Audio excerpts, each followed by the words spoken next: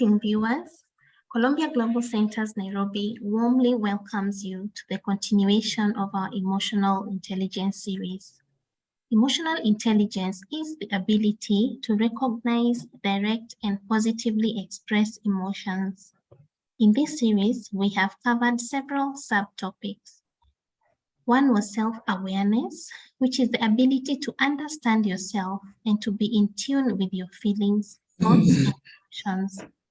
Second was self-regulation, which is the extent to which people influence, modify, or control their own behavior.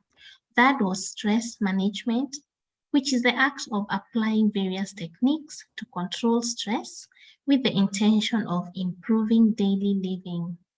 Fourth was self-care, which is taking care of yourself in a wholesome manner so that you can achieve your daily tasks effectively as well as take care of others. The fifth was resilience, which is the ability to recover and bounce back from difficult situations quickly. Today we are talking about decisiveness as another important aspect of achieving wholesome living. Your host is Columbia Global Centers Nairobi in partnership with Albert Migowa. Albert is a trained counseling psychologist and an emotional intelligence coach. He will be moderating the session. Columbia Global Centers Nairobi is part of 9 regional hubs positioned around the world by Columbia University. The centers serve as platforms for dialogue and the exchange of knowledge in research and education. Our speaker today is Richard Oryema. Richard is a trained and licensed counseling psychologist who specializes in children and youth counseling. He has worked with the First Step Intervention Center in Karen, Nairobi, a center for children with special needs, dyslexia, autism, ADHD, etc. Oryema is the leading counseling psychologist with Global Action for Women with Disabilities Kenya. He offers psychosocial support through individual and group sessions and seminars on related life-challenging topics. As we begin, please note that today's program is being recorded and will be uploaded on our YouTube channel later this week. In order to make the session interactive, please post your questions or comments under the Q&A section.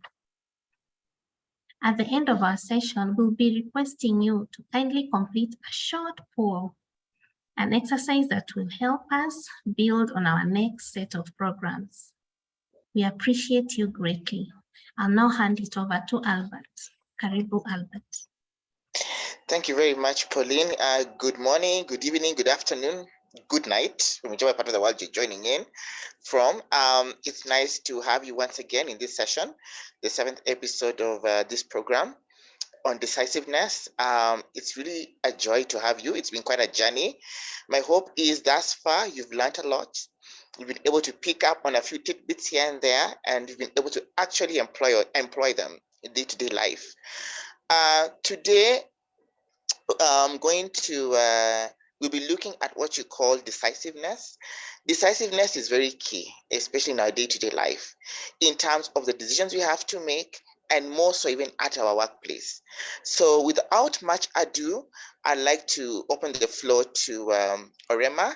Oryema, Richard, the floor is yours.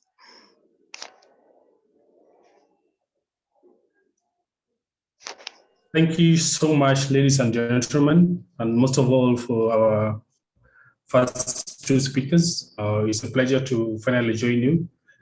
And I'm very, very happy that I'm joining you today to share and be part of this very important occasion. But more than that, we are today presented with a very new and a new topic. And I think it is a pleasure to be already introduced by our co-speakers earlier. And my name is Oryema Richard, like you already heard. And I don't have a lot to share except for the fact that this is what has brought us here. So what do you understand when we talk about decisiveness? From a very wide experience, you'll understand that decisiveness is something that has been living with us for forever, as far as from childhood up to where we are right now. And in most cases, it is basically how effective and quickly you come out with a decision, given a challenge, given a situation in life.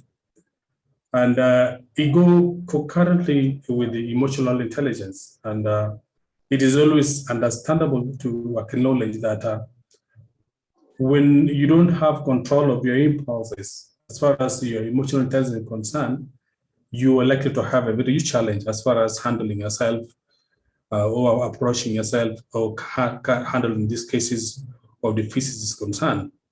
But the most important thing that we have to ask ourselves is, when it comes to decisions, decisiveness, have you ever made a decision in life?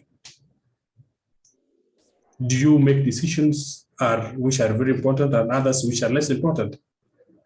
That is a question that are left for us to answer. But what are the impacts that some of these decisions that we make leaves in our lives? Of course, you will understand that some of these impacts are less impactful as well as very impactful. So there are times when you'll have to understand that in life, decision is something that you are not going to run away from. We are not immune whatsoever the situation. So how then can we prepare ourselves to make sure that when you make the decision, it's a decision that does not have a very long-lasting negative impact on our lives?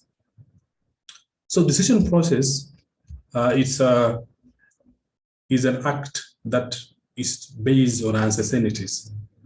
And it is, of course, as a level of considerability. And in most cases, decision-making will require you to look at a possibility or a situation where the uncertainty level is low.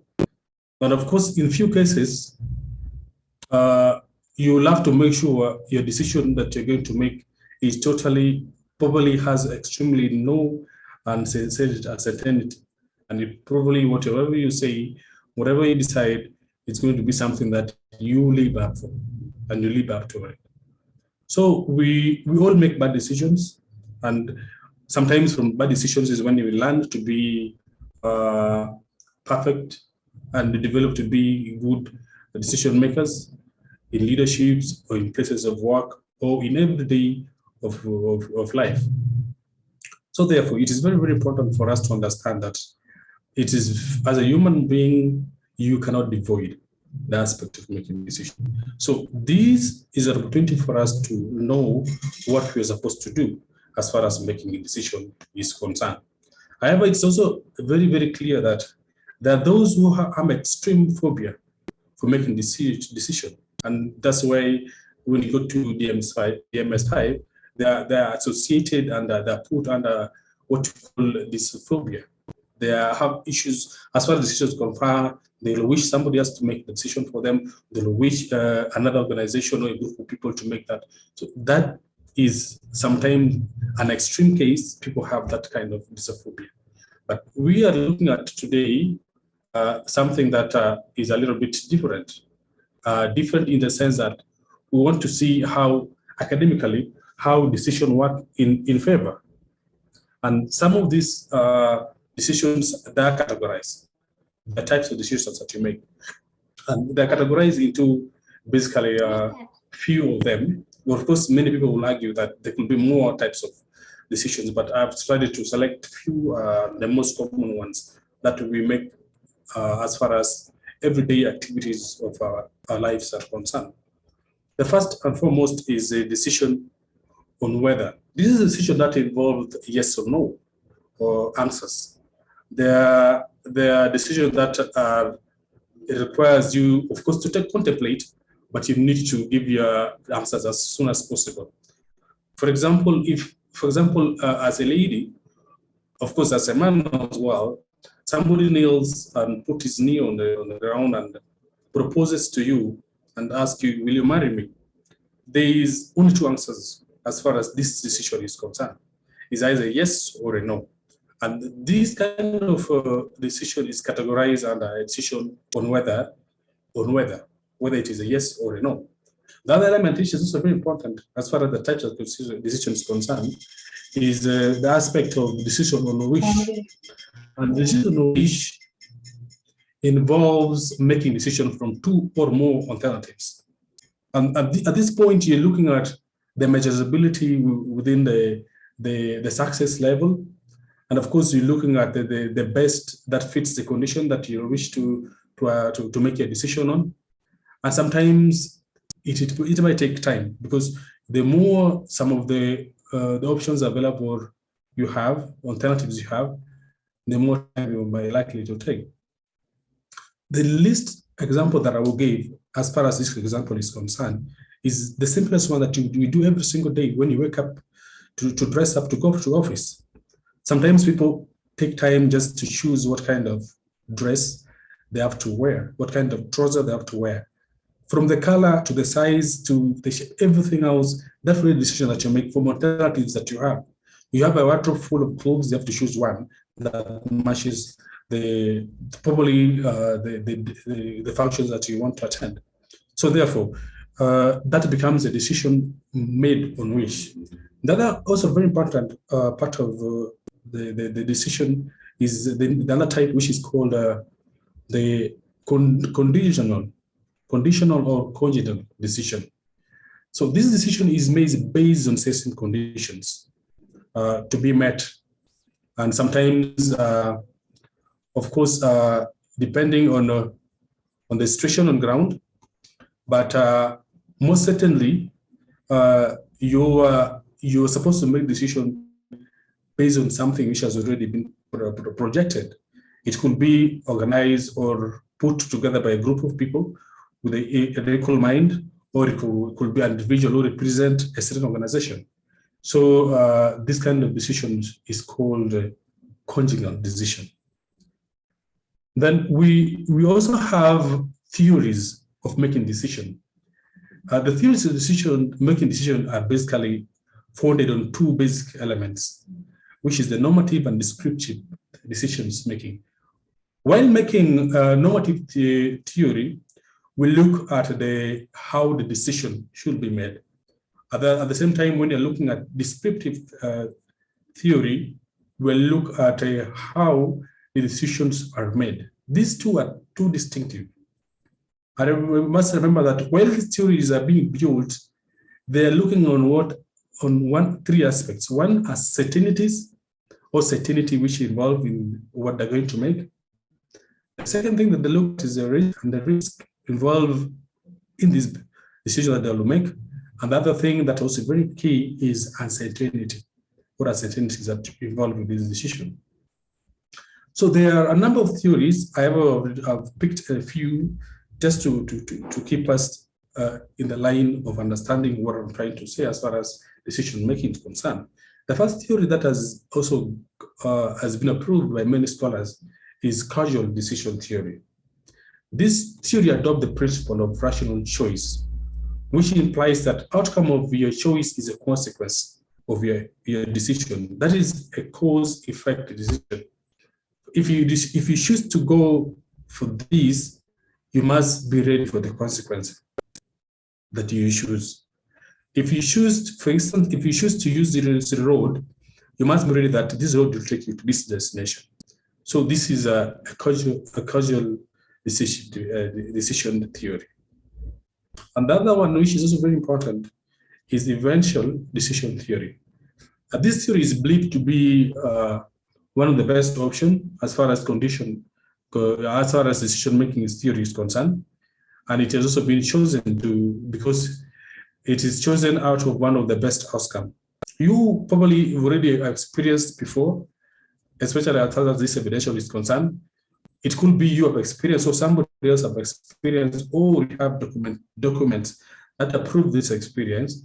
Then you'll be able to tell that I'm making this decision based on this. So it becomes eventual. That when I use this particular pen, it gave me a very good rating. And next time you're going to buy a pen, out of the many pens, it is easy. You say, evidently speaking, I knew the pen worked right for me, so I'm going to choose this kind of pen. And that is what we call evidential decision making. The other one, which is also very important, is game theory. This is more of a mathematical theory study, used mostly in the mathematical study to understand decision making, and is considered to be one of the most interactive decision theory, because it handles a lot of conflicts and cooperation issues between people who are intelligent, and that means scholars, of which I know a number of us probably belongs to. So we handle a lot of game theory. In game theory, people are allowed to come with the issues to brainstorm, and they choose one which stands out. Of course, after exploring the three elements that I mentioned earlier, after exploring the risk, the certainties, and uncertainties. So they come out and they choose as far as game theory is concerned. The other theory, which is also very important, is the Bayesian theory. This was developed after the name of the founder, and this theory is a probability theory used in decision making. Of course, it is regarded to be an extension of logic that enables reasoning with the prepositions with either a true or false. Many people have done who have background in philosophy or who have done law. There's a lot of logical, symbolic logic as far as concerned. That means from this premise that it is developed, it infers. From this premise, that means it infers this. For example, if from this point, if you leave from this point, automatically your destination is going to be B. And from B, if you decide to leave from B to go, your destination must be C. So there is a logical flow as far as Bayesian theory in decision making is concerned. Another element that we must take into very serious consideration as far as when making this decision is element of methods which are available, because there are methods that are useful to help everybody or individuals who are confronted with the situations of making decisions. And they are categorized into basically three methods. The first method is the one that is known as authoritarian. The authoritarian method is one which is used mainly to favor team leaders or managers. And many of us, in many cases, sometimes you find yourself in a situation where you're a team leader or a manager, or sometimes you find yourself in a family where you're a firstborn. In the absence of your parents, you make decisions. So at this point, you act, you make decision. Your decision methods is categorized under authoritarian. And what happens here is that your knowledge as a manager or a leader or whoever, the firstborn, is considered to be above the others. And probably you're given the privilege based on certain things. So your decision, as far as authoritarian is concerned, is based on that. And the others only follows what you already come up with. So that becomes authoritarian method. And that doesn't mean that the authority is sometimes the way we understand authority in a negative way. That means it's a channel through which a decision can be made, sometimes very quickly. And sometimes considering that other options of the decision might take longer time, this authoritarian method can be very easy, and it can be easily achievable by people who are in group who want to move quickly. The other method is a group decision method. In this method, companies, organizations, students, many group of people chooses to make decisions based on the opinions of other members. That means members are allowed to throw in the opinions, but at the same time, they're the same members who agree on which opinion is better, and decision is based on those. The other one that is also probably the last one, which infer actually from the first two, is an automatic system. Remember, in the automatic system, well, decision is either made by individual or group, but at this point, it is made automatic. In the sense that probably if it was made by a group of people, that group of people put their their responses in an automatic way. That means whatever decision you're going to make, if it falls within the category of what these group members have come up with, then it becomes a tick. At the same time, if it was an individual who made it on behalf of the other members, it means that whatever you want to do, as far as it falls within the category of or the standard of this person's decision making, that means it's tick. And that has been used in many cases. For example, in banks, when you apply, for example, for scholarships, they ask you to do this and do this. Yeah, unless you meet the standard, automatically you will not get it. You get a rate marking that you've not completed. So your decision is left hanging. So those are some of the three members, the methods of decision making. The other element now, which is also very key as far as decision making is concerned, is the procedure. What are the procedures? What procedure do one need for him or her to be able to make a proper decision? The first and foremost is finding a creative environment. I mean, finding an environment which is constructive and allows you to be able to make that decision. And now, what do you mean when you say constructive environment? These involve, one, the place. Two, it categorizes the aspect of who you are with, and also categorizes the place, the aspect of what, all that are categorized as far as under a constructive environment. That means the kind of people that are around you, as far as in that person make decisions concerned, will help you on making a proper decision, as well as the kind of place you sit or you handle that kind of decision is very, very fundamental as far as coming with the proper decisions and concern. And it is very, very important for each and every person to acknowledge the fact that the place where a decision is made is very, very important. I know that some people, they will say, I make my decision better in the morning when I'm taking a shower to prepare for work, to choose which route I use to go from work, or that some people will tell you, I make my decision better maybe in the silence of the night, where I feel there's no chaos. So people are different. But however, for proper uniformity and to allow a chance to come with something more objective, sometimes what is important is you find comfort first in where you want to be, but also with the kind of people who are supportive to allow you to make that decision. That is under constructive environment. The other element that's important when you make a decision is generating potential solutions. These are very, very important steps as far as making decisions concerned. The better your alternatives are, the more likely that you're going to make a very good decision. So generating alternatives allows you to look into very critical issues of problems that come along with the decision, and it will help you to assume a better solution as far as handling this situation is concerned. But also more likely is that you have a better chance from selecting from many, and your decision is most likely to be very, very popular and also very, very accepted by so many.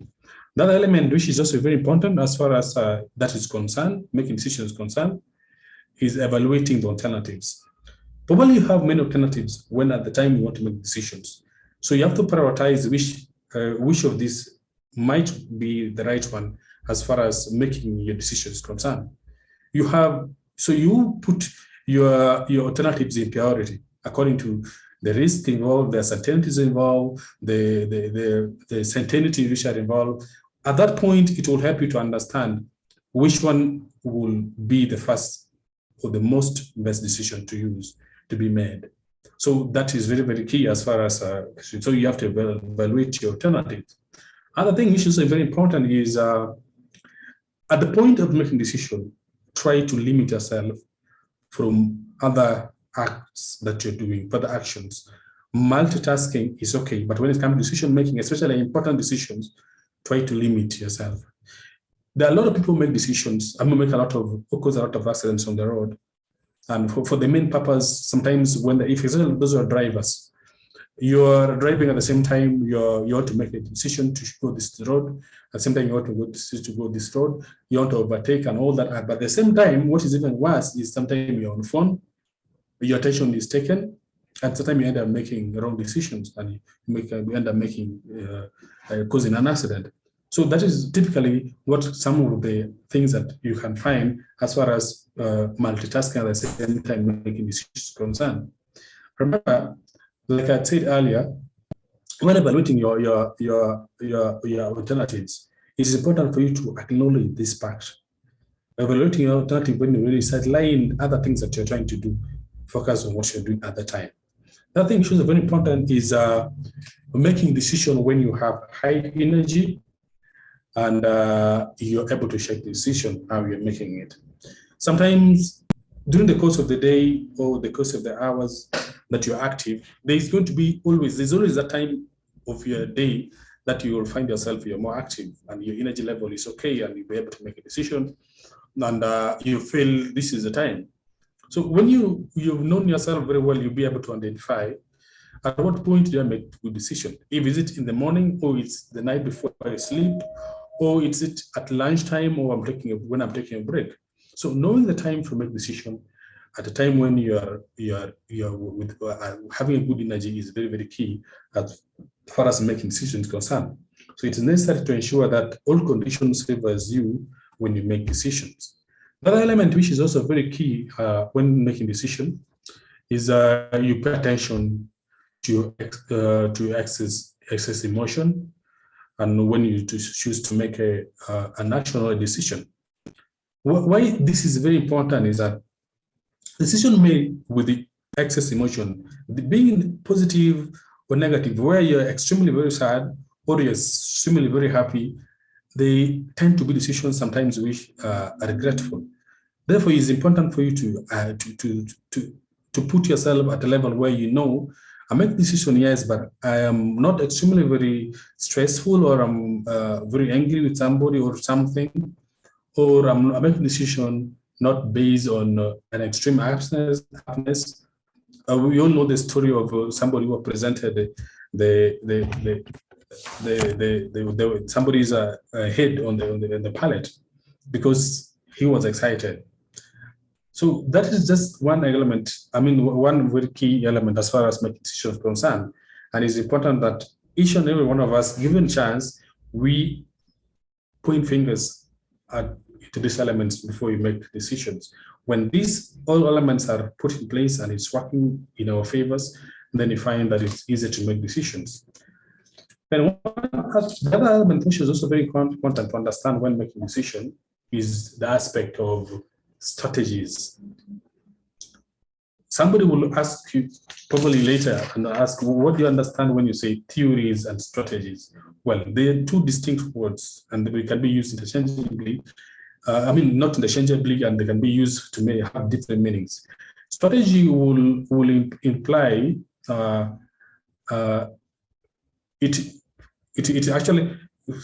strategy will actually come more or less after the theory, in the sense that theory try to explain the underlying forces which produces the advantages on a particular issue that is being discussed. Meanwhile, the strategy will help to create the advantage that you want to achieve. It will also help to sustain that advantage. At the same time, it can also be something that can help to renew that advantage. So we're looking at the strategies which are used in decision making. And one of them is optimizing. This is a strategy which is best option among the other alternatives, identified alternatives. The effectiveness of this strategy relies in the importance of the problem, one, and also the limit, the time limit, the availability of resources which are available, and as well as the cost of other alternatives which are available, including the psychological aspect of that person who is making a decision, or the group of persons who are making a decision. And it's very, very important to acknowledge the part of psychological aspect of this person or group of people making decision. We have seen how many sometimes mob justices cause a lot of troubles, and make wrong decisions. Of course, some make the wrong decision, but in most cases, they make wrong decision because they don't have the ground that we discussed earlier to be able to choose a decision that can favor them. We also seen how much students who strike some time in schools, how they come up with the irrational decision within no time. They already cause a lot of vandalism and a lot of chaos, a lot of distractions here and there. It's precisely because they have optimized that aspect, but they are not. They didn't follow that aspect, which are very important as far as decisions are concerned and making is concerned. So optimization is very, very key as far as making decision is concerned. So you have to strategize, and it is very, very good for you. For this, the English example again can also give is that sometimes you are presented with a limited time alternative, and you have to make as soon as possible. For instance, if you've gone to a boutique, and in your mind, you really focus that in that boutique, you're just going to buy a swimming costume. Limit your mind, just go pick your swimming costume and walk away and go back to home or wherever you want to go. So the other element which is very important in the strategy of decision making is a satisfaction or satisficing. This strategy considers the first satisfactory alternative rather than the best. The word satisficing was derived from two words of satisfying and sufficient.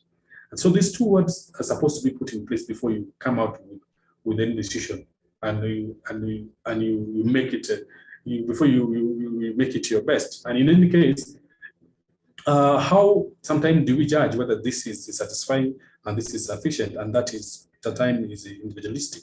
Everyone will have their own choice of what is sufficient and what is satisfying. But this is most used in a very quick and a small situation. For instance, where you're presented with a place for you to park your car. At that instant, you'll have to just adjust your mind and make decision here, there, and there. Sometimes when you're presented in a hotel with a menu, you're not going to sit the waiter or the waitress to sit there, wait for you until you finish making a decision. This requires you to satisfy. You look at what is satisfying and what is sufficient for you to make the decision. The other, which is also very important, is Maximax. Maximax is a very important strategy, and it is done.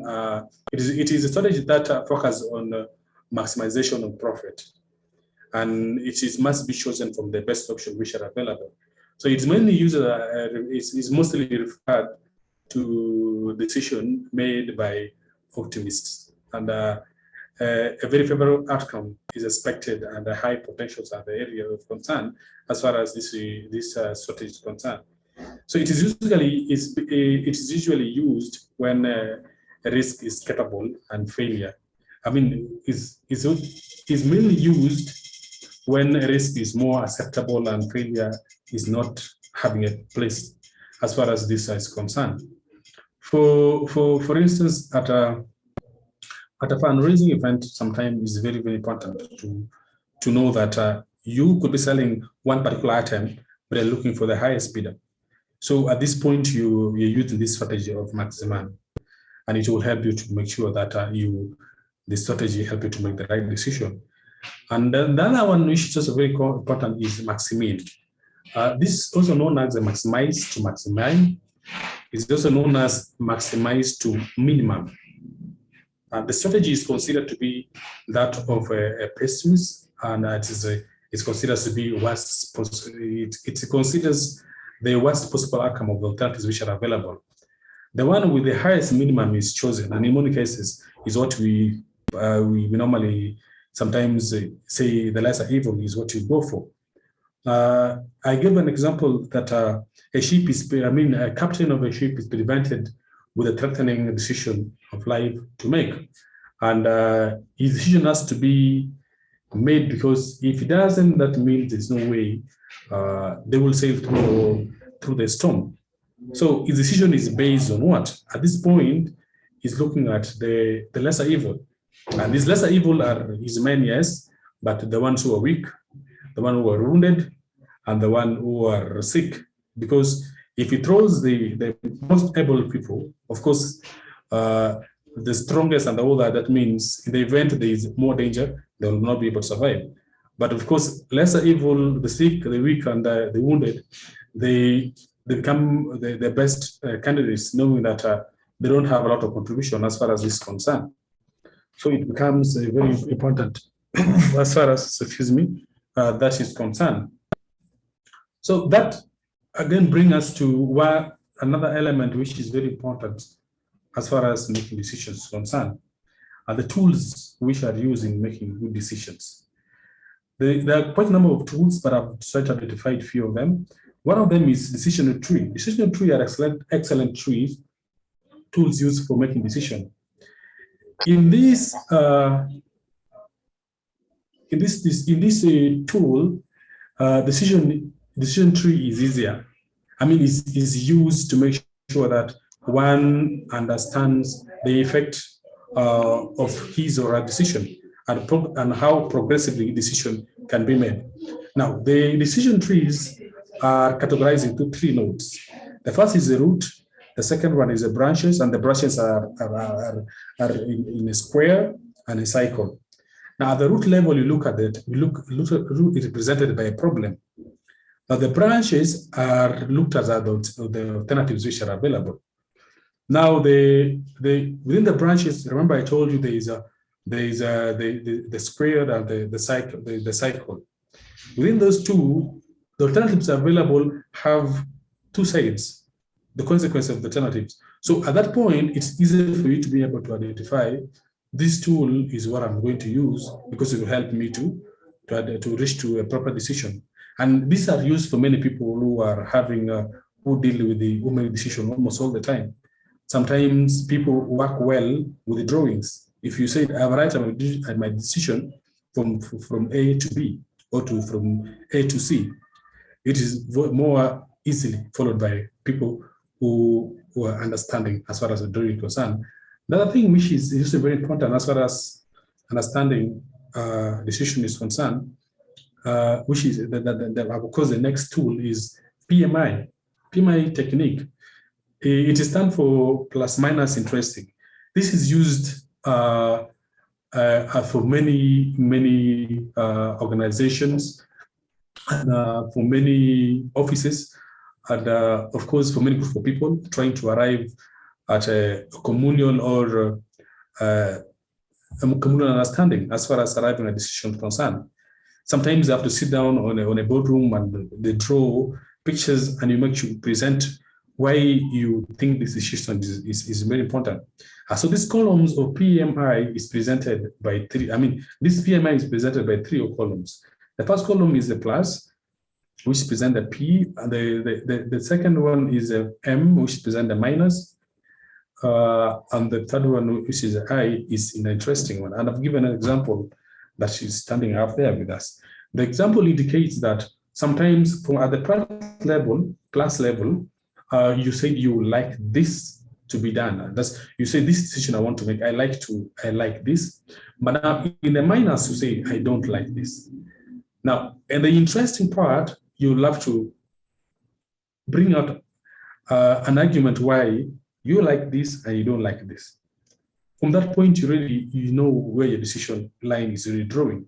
The other example can also be in a previous experience, you decided to make an achievement, and the achievement was this much. But following the following week or another time, you will not be able to achieve that much. So what you ask yourself now in the interesting part is, what was done differently in either of the places? What was done differently in the plaza or the place where I achieved, and what was done different this time that I have not achieved? So that becomes very important as a tool as far as looking at decision making is concerned. The other thing which is also very important as far as looking at the tools concerned is consultation. This is one of the most used tool as far as decisions making is concerned. Probably even one of us or 2 of us have already consulted in the course of the day about some things before they made a decision. And while consulting, it's important to look for the right people. I've seen sometimes when you're lost in a city, you ask the wrong person about a certain direction, your decision get lost right from that spot. That's the point where I'm saying it's important to know when you're making consultation, consult the right people before you make the decision. Another thing which is very important is experience. People always made a lot of comments saying experience is the best teacher. Yes.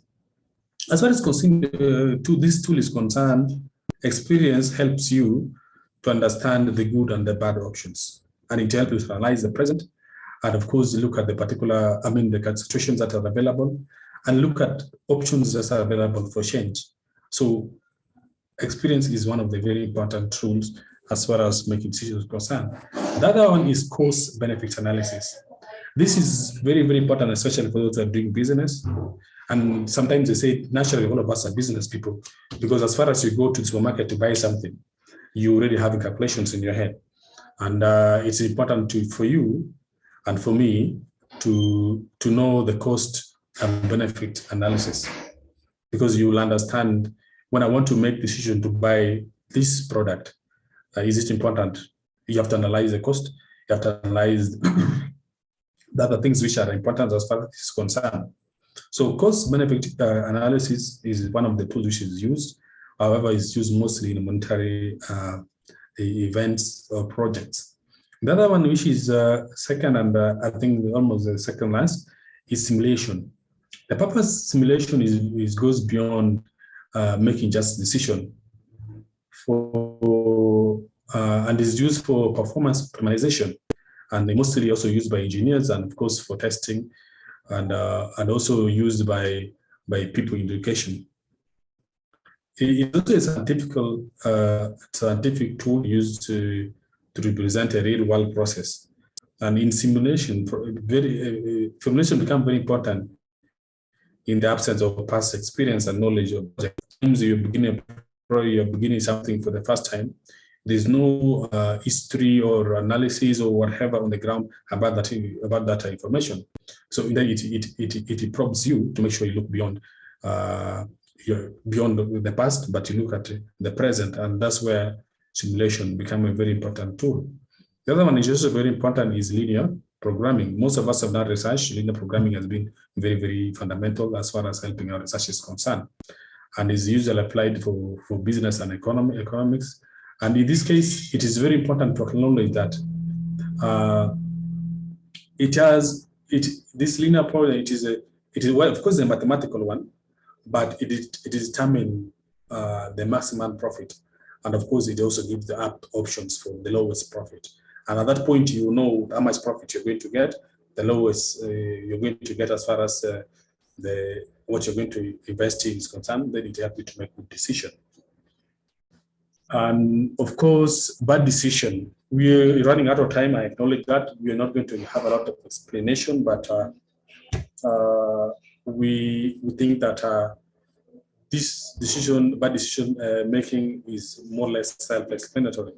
The aspect of limited alternative is one of the very serious issue as far as bad decision is concerned. Limited information. When you have limited information, it's obvious that your decision making can be a problem. When you have limited time, it's another issue that is very, very important, and you have to see that. Excuse me. And when you're also ignorant about the evaluation of the techniques available for you to be able to make a decision, that also becomes a problem for you. And also inaccurate forecasting of the effect of the specific actions is very, very important as far as making a decision concerned. And in many cases, some of us were not able to make a decision based on that effect. And just like I gave an example earlier, if you ask a wrong person about the direction, obviously your decision is going to be a wrong one, and you fall under this category. Make a wrong decision. Another element that is also very key is the need for self-control. It's also people who wishes to control, who be among the others, who wishes to be authoritative. They make wrong decisions. Sometimes it's used as a defense mechanism against whatever they are doing, whether good or bad. They don't want other people's interjections. But as far as bad decision making concerned, if you're a person who has issues as far as who like to sit on others, for lack of a better word, or who chooses to be effectively controlled over others, you're most likely to make wrong decisions because you don't allow room for others to interject. The other element which is important is the need for consistency. There are some people who have reached their comfort zones. They don't want anything else to come in their life. As far as their life is concerned, where they are, they're okay.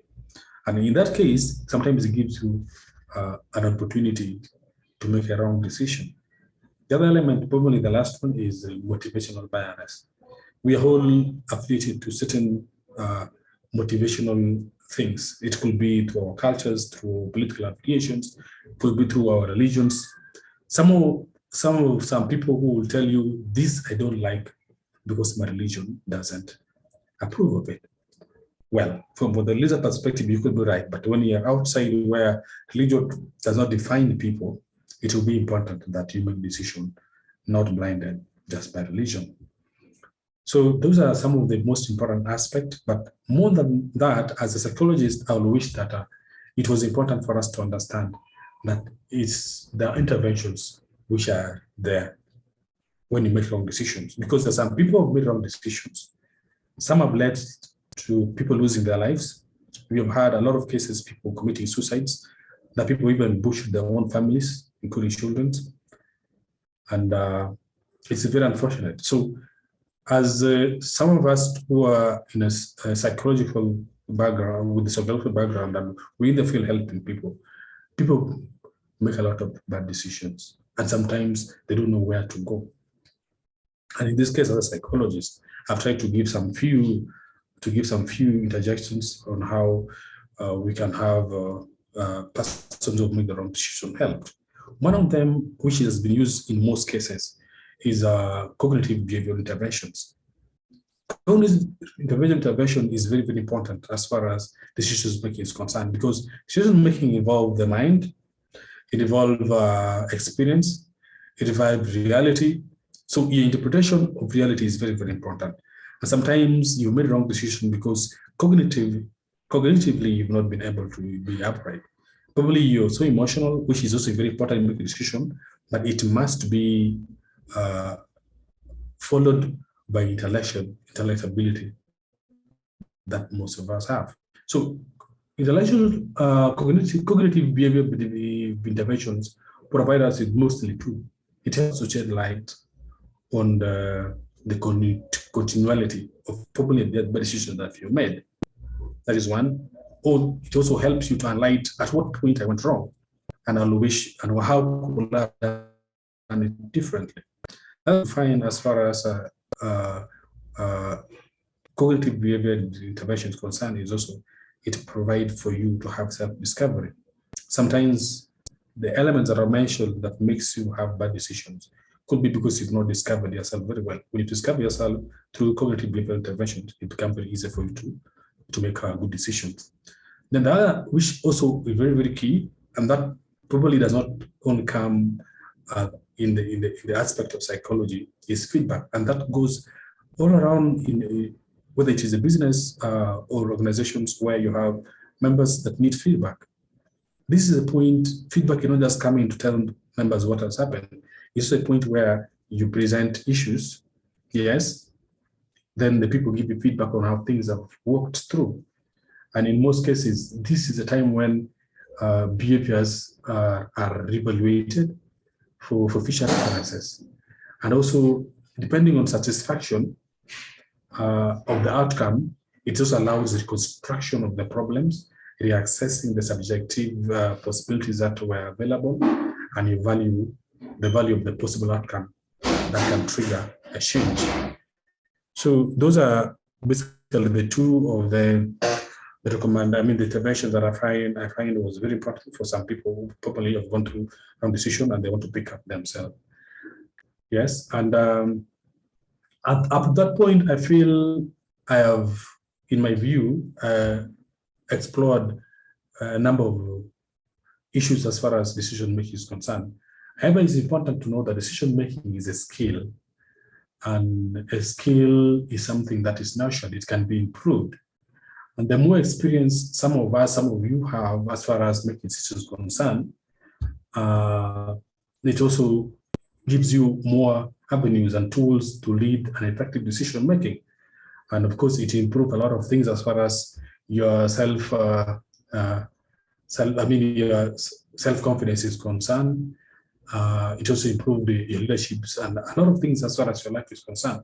So note that you will always have to make decisions because it is part of things that you have to do. And it's important that when you make the decisions, you are familiar with the tools, you're familiar with the strategies, you're familiar with the elements that leads to bad decisions and the likes.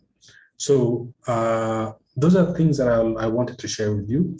And like already said earlier, I'll wish that wherever will wish to participate and feedback you want to, I'm sure we can share as members who are participating. But of course, where I'm able to answer, I'll be much grateful. So thank you so much for participating. I've also put some books there that for more information, you can reach out to basically 3 books that for me I was able to go through. There could be other materials, but those were the ones that I found very helpful. Thank you so much for participating. Thank you so much, Richard, for that very robust and detailed presentation on decisiveness. My hope is at least each and every one of us have been able to pick a thing or two. Before I go open the floor to question and answer, Richard, kindly elaborate the key stages of decision making.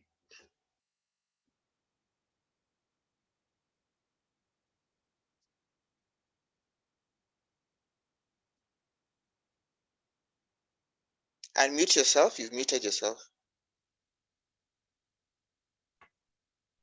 Yes, thank you so much, Albert, for that. Your request is I should elaborate on the key aspects of. Will you mind asking? What are the stages of decision making? The stages. Oh yeah, thank you so much. Thank you. So when we were talking about the stages, I think that's the point that is very important as far as decision making is concerned. One aspect is identifying a problem, or identifying, you being aware of a problem or the decision that you want to make. That is the first stage. And the second stage is the options available. I mean, if you say, let me make you an example. I said, today I want to go for a walk. That is already in your mind. Now, the second stage, that's the first stage of awareness. The second stage is you're going to want to go for a walk. Where is the second stage? Now, you already have an alternative. You have a lot of routes to follow. Now, in that route you want to follow, in that route, why are you following this route is a question. That's another step. In that step, you're looking at, okay, this route that I want to go for a walk, do I have a lot of people walking? Do I have a lot of cars walking? Do I have a lot of, or if you say this walk is accompanied by another interest, probably in your walk, you want to come back with maybe credit card, or maybe you want to pass via bank. So that means all those elements are important stages as far as making your sense. So the last one is actualization. Yeah, actualization. Just state them clearly. Okay, so the first one in an outline form could be, the first one is when your self-awareness, you're aware of the stage you want to. The second thing is identifying what you want to do. The third is what are the challenges that comes with the choice that you've already made. After identifying the challenges that have already comes with the choices you've made, you've already identified the challenges. So now the last, which is very important, is actualization. But remember, you're supposed to do a feedback. After serialization, you're supposed to do a feedback to know whether the choice that you made is good or bad. Yeah, that could be. Thank you so very much. So now over to the floor, participants. This is your moment. Kindly send in your questions and your comments to the chat box. Questions and comments to the chat box. I've already spotted one. I'll read it out aloud. The question is, how do you overcome the fear of decision making, the anxiety associated with making a wrong decision, and feeling overwhelmed by options? So those are like 3 questions. Number 1, how do you overcome the fear of decision making? That's the first one. Number 2, the anxiety, how do you overcome the anxiety associated with making a wrong decision? The third one, how do you overcome the feeling of being overwhelmed by options?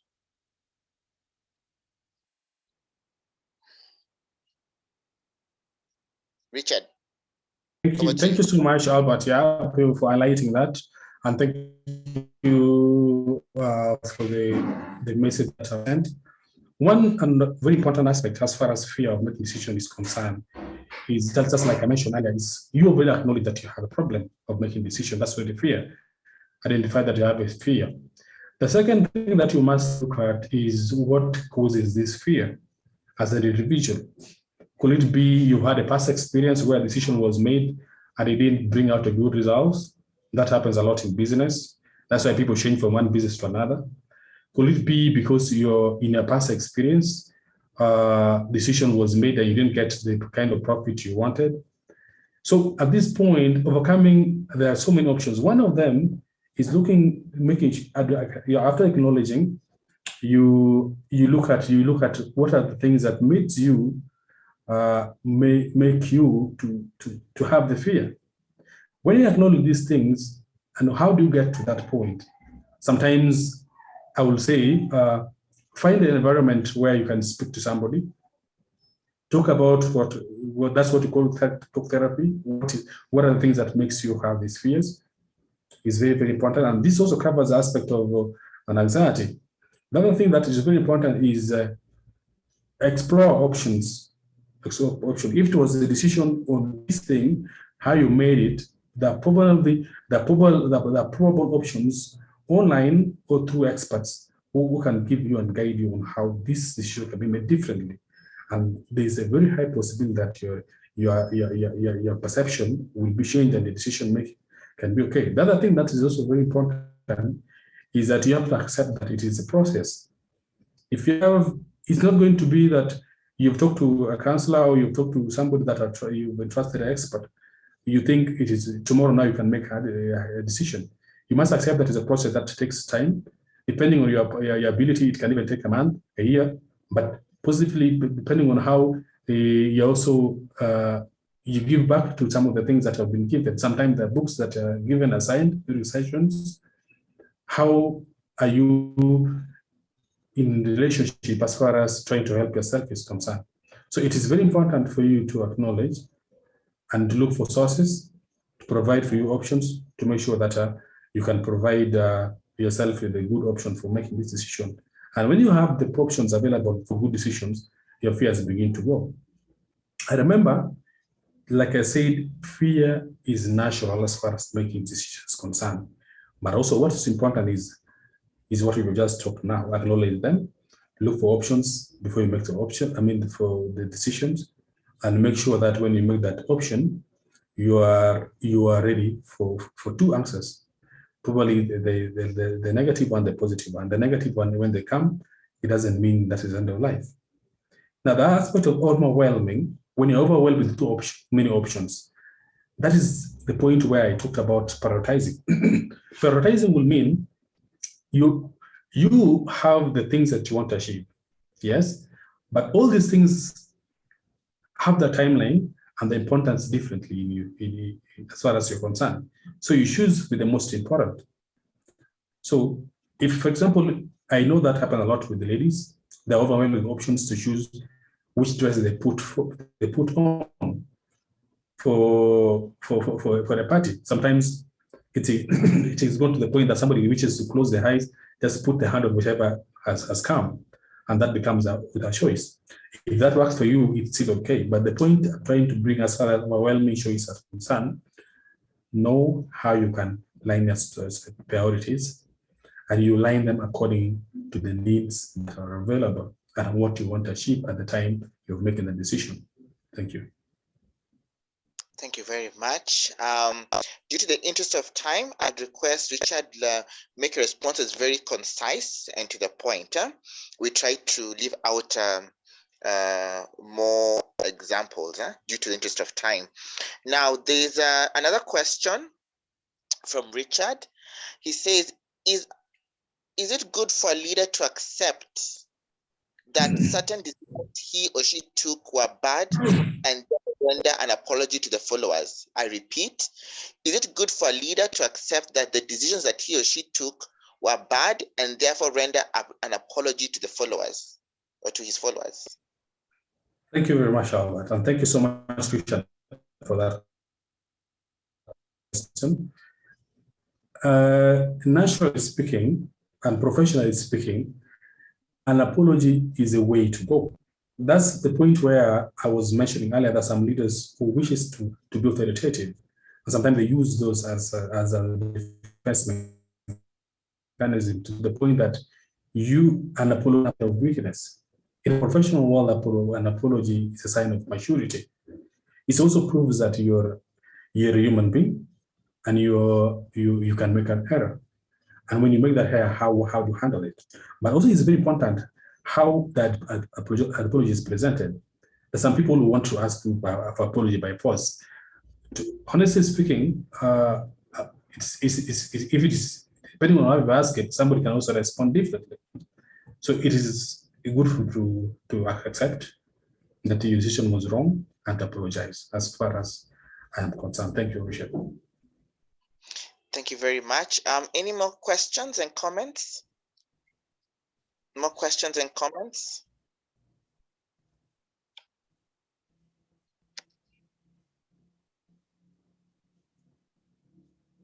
Any questions and comments?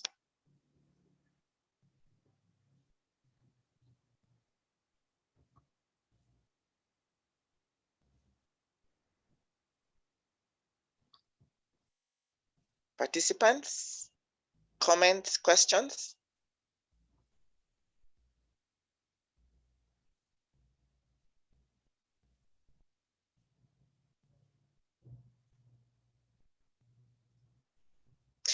Okay, thank you very much. Maybe over to you, Sandra. There's a hand though, you can just pay attention to that.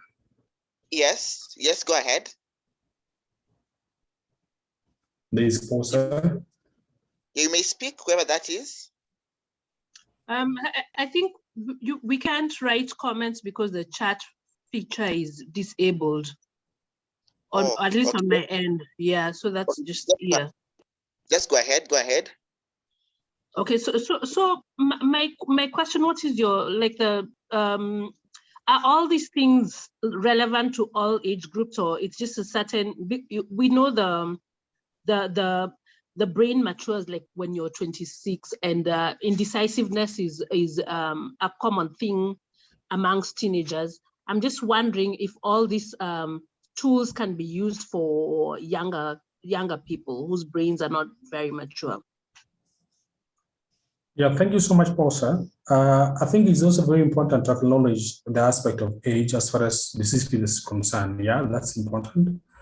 Just like I was talking about experience earlier, sometimes, of course, age is very important and does not also indicate maturity. There are people who are older that also make wrong decisions, they're not mature, but also younger people can make also very mature decision and very authentic and objective decision.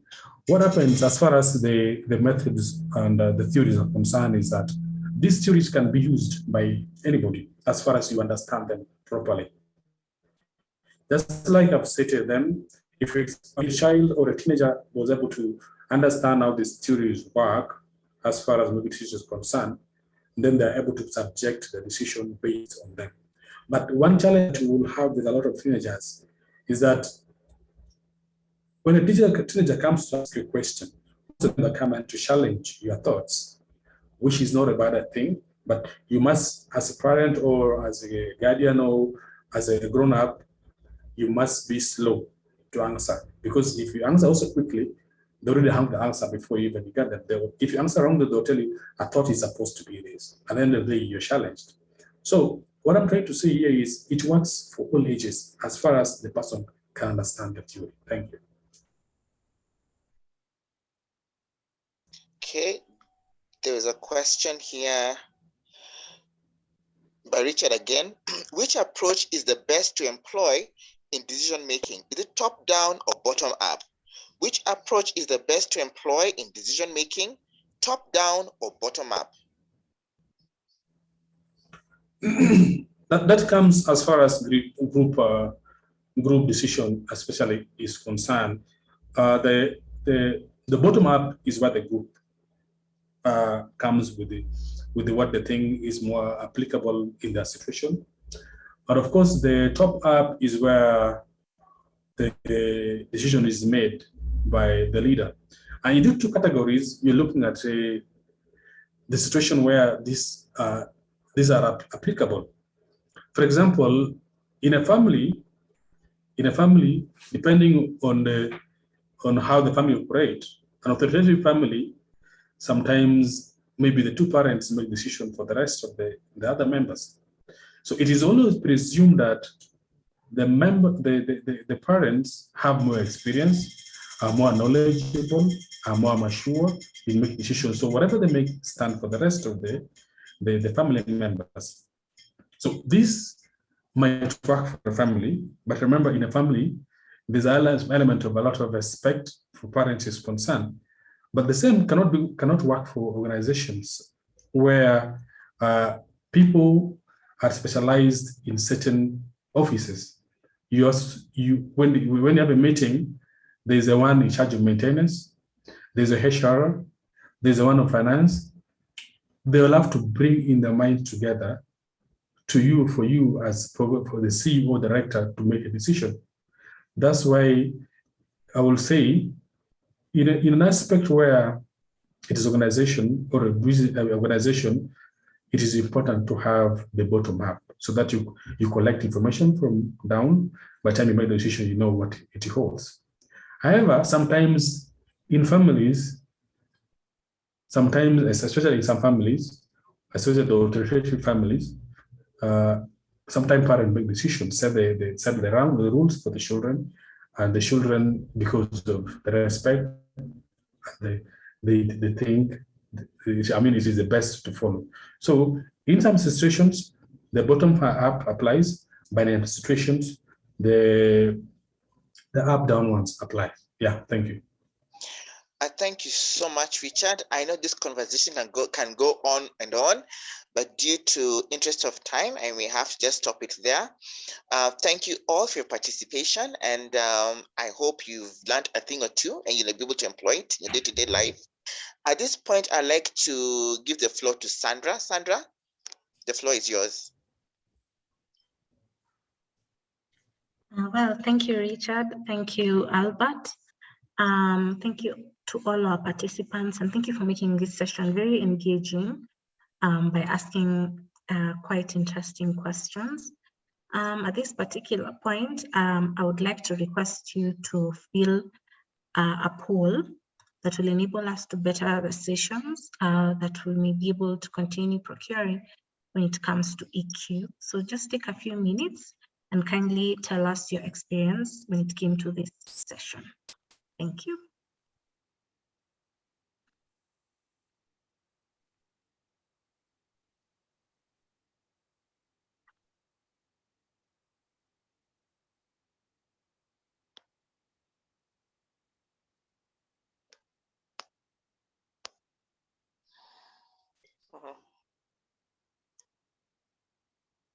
I have launched the poll, so you may be able to fill in your thoughts. Thank you.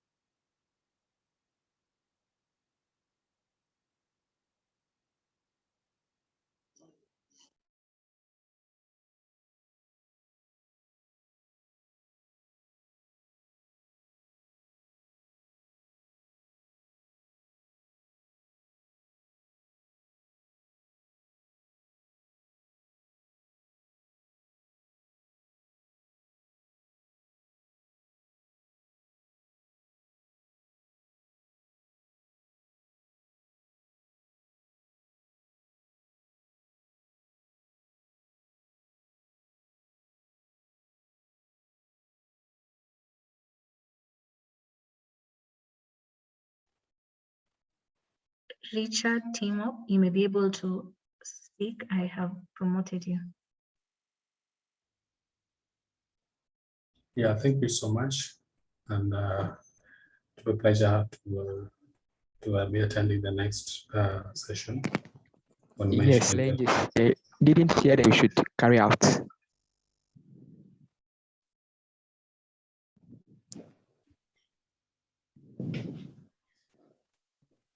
Hello? Yes, Richard, go ahead. I was saying it's a pleasure for having attended and participated in this very important session. We're looking forward to the next one. And may God bless all of us. Thank Thank you very much. you. Thank you very much.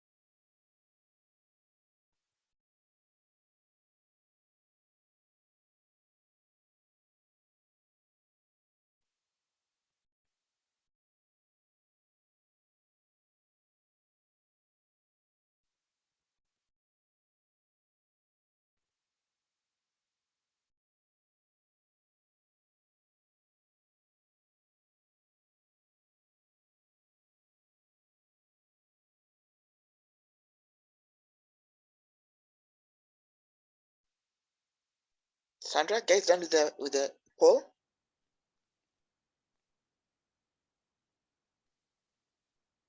Yeah, I think I would assume. Can be able to end it? Okay, so thank you all. You've confirmed they've done? Yes. Okay. Is there Thank anyone you. else? Somebody?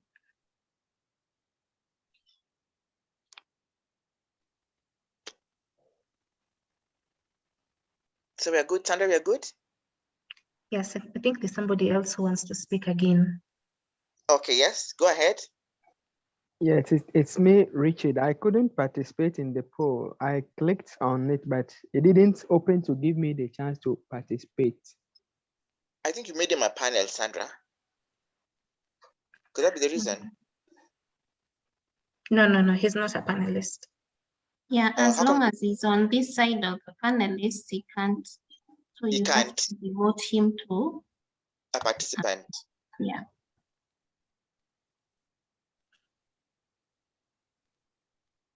But I don't think he's not a panelist, he's in the attendees side.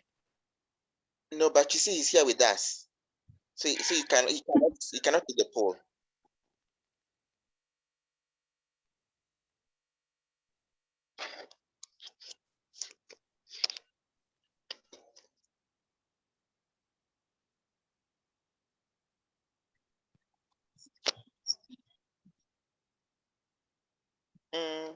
Maybe.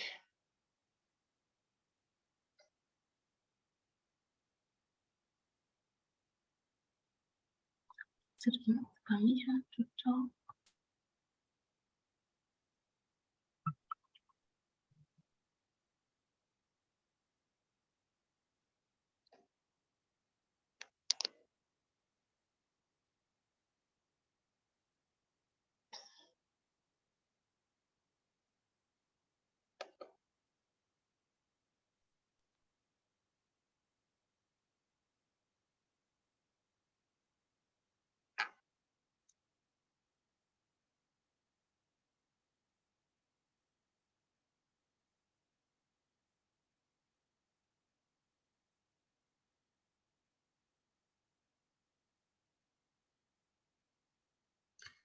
So I think I will end the poll now, Albert.